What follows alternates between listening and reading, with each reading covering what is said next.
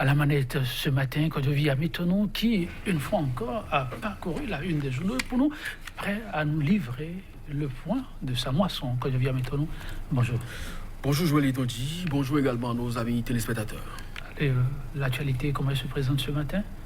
Très riche, avec des sujets bien diversifiés, vous l'avez évoqué. Il y a le dossier ICC Service qui est beaucoup plus revenu de long l'âge avec les différents titres compte tenu donc, de la position de chaque quotidien. Parce que quand je parle de position, vous savez donc de quoi je fais déjà allusion. Il y a aussi que la police républicaine, ça ne va pas trop bien. Au sein donc de ce corps, aujourd'hui, il fait un mélange gendarme-policier. Sans oublier également la Cour africaine des droits de l'homme et du peuple, l'injonction donc de cette juridiction à l'État béninois tire donc déjà à sa fin. On attend donc de voir ce que l'État va adopter comme posture et ce que ça va également engendrer. Alors que vous le voulez ou non, nous sommes dans un procès rocambolesque aujourd'hui. ICC Service, Fac Belete, que vous le voulez ou non, va diriger la cité et vous demande de circonscrire sa langue pour son bonheur. Quand je viens maintenant, ils ont hâte de mieux appréhender la portée de chacun des faits évoqués. Alors, on démarre donc avec le journal Bénin Intelligent, troublante révélation sur Boni Yahi dans le dossier ICC Service. Le boubou n'était donc pas si blanc que ça, s'interroge le canard. Et puis, je vous l'évoquais, bon, Fagbelete, mais en attendant, il y a un portrait ici, Rasta Gossou, les finances et la musique pour la politique. Un jeune acteur donc, qui s'investit dans ce domaine. Et puis, sagesse du Fagbelete, circonscrit sa langue, source de bonheur, Joël Yetonji. Alors, la dépêche, cette fois, force de sécurité publique et réforme sous la rupture. Police républicaine, ça ronchonne. Plaintes et complaintes des policiers républicains.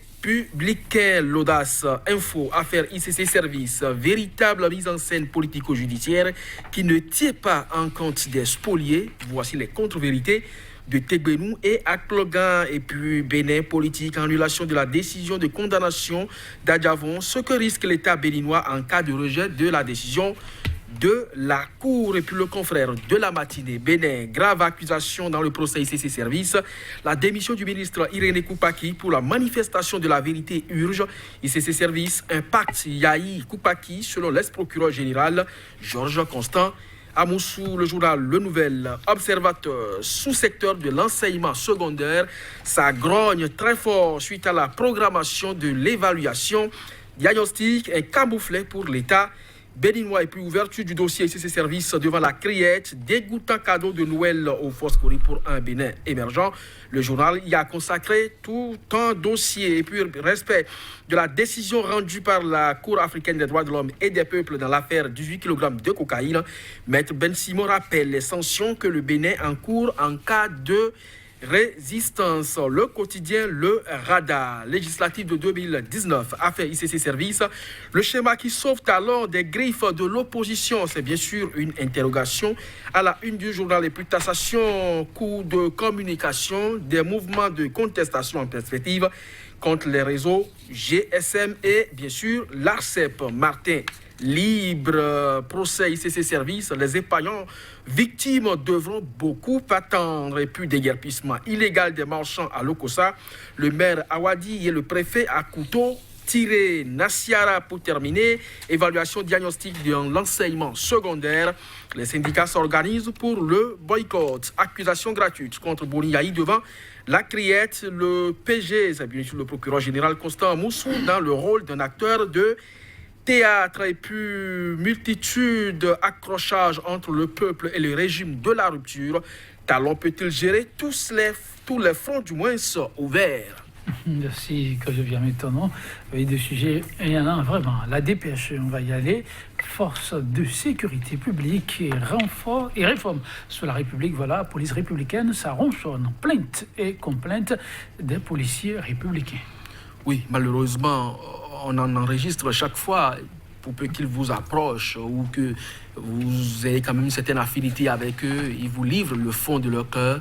Il faut dire que ces acteurs, s'ils devraient en principe s'occuper de notre sécurité, ne se portent pas vraiment au mieux. Et donc ne sont pas les enfants privilégiés de la République. Il y en a qui sont même sans galon, il y en a qui n'ont pas de godasse. Mais au-delà de ça, c'est des gens qui sont livrés pratiquement à eux-mêmes. Quand vous circulez un peu dans le pays, vous les rencontrez dans les tréfonds de la République en train de patrouiller. Je crois que ça ne fait pas bien qu'ils soient véritablement sans véritablement accompagnement. Personnellement, j'ai quand même un peu de pitié pour ces hommes qui ne dorment pas, qui s'occupent de notre sécurité, mais à qui on a promis beaucoup de choses qui malheureusement ne se font pas. Ils sont privés quand même des missions alors qu'ils en avaient les moyens par le passé. Mais malheureusement, on leur quand même miroite des choses chaque jour que Dieu fait. Je crois que pour cette période de fin d'année où l'insécurité monte en puissance, le chef de l'État, le directeur général de la police républicaine doivent donc redoubler les efforts nécessaires à leur égard afin qu'ils puissent mieux se sentir pour garantir aussi notre sécurité à nous. Oui, les autorités au plus haut niveau sont interpellées et attendues. Il va de la sécurité collective. Bénin intelligent. Troublante révélation sur Boni Yayi dans le dossier ICC Service. Le boubou n'était donc pas si blanc que ça, s'interroge nos confrères de Bénin Intelligent. Oui, quand vous suivez un peu ce procès, je ne sais pas si vous avez fait un peu l'exercice, c'est quand même intéressant d'écouter un peu les déclarations des uns et des autres, que ce soit Émile Tegbenou, que ce soit Guy Plogaou ou encore le procureur général Constant Amoussou. Eh bien, vous avez comme l'impression que, effectivement, les vrais cerveaux de cette affaire ICC Service, c'est bien sûr le ministre René Koupaki et le président Boni Yayi. Il y a un journal qui a titré des accusations gratuites contre la personne de Boni Yayi. Je ne sais pas si c'est l'Audace Info qui l'a fait. Et il y a également Nassiara qui est revenu sur les propos du procureur général, où vous notez des contre-vérités. Un monsieur qui dit qu'il est allé placer l'argent de sa femme, 1,5 million, pour s'assurer du fonctionnement des institutions, donc de ICC Services et compagnie. Et 3 mois après, on lui ramène l'argent avec les dividendes et il a estimé que c'est une affaire juteuse et il a complété encore 1,5 million. Et quand l'avocat lui a demandé, mais finalement les 1,5 million que vous avez placés en premier vous ont généré combien? Eh bien, il dit qu'il ne sait pas. Mais tu ne sais pas et pourtant tu réinvestis dans une affaire comme telle. Et c'est un procureur qui parle ainsi. Je ne sais pas si véritablement on n'est pas en phase avec le journal L'Audace Info qui parle d'accusations gratuites. Mais toujours est-il que ce procès nous réserve encore beaucoup de surprises parce qu'il y a des noms, même les plus insoupçonnés, qui sont cités donc dans ce dossier. Et je crois que ça vaut la peine quand même d'être retransmis pour que les uns et les autres suivent. Mais un peu comme certains canaux ont recommandé, il faut que le président du tribunal s'assure effectivement aussi de bon équilibre mental des témoins à charge aujourd'hui. Sinon, qu'on ferait des déclarations suffisamment graves qui porteraient préjudice à des innocents.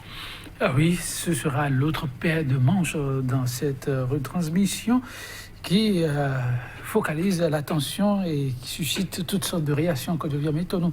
Le Nouvel Observateur, nous poursuivons respect de la décision rendue par la CADHP dans l'affaire 18 kg de cocaïne. Maître Ben Simon rappelle les sanctions que le Bénin encourt en cas de résistance.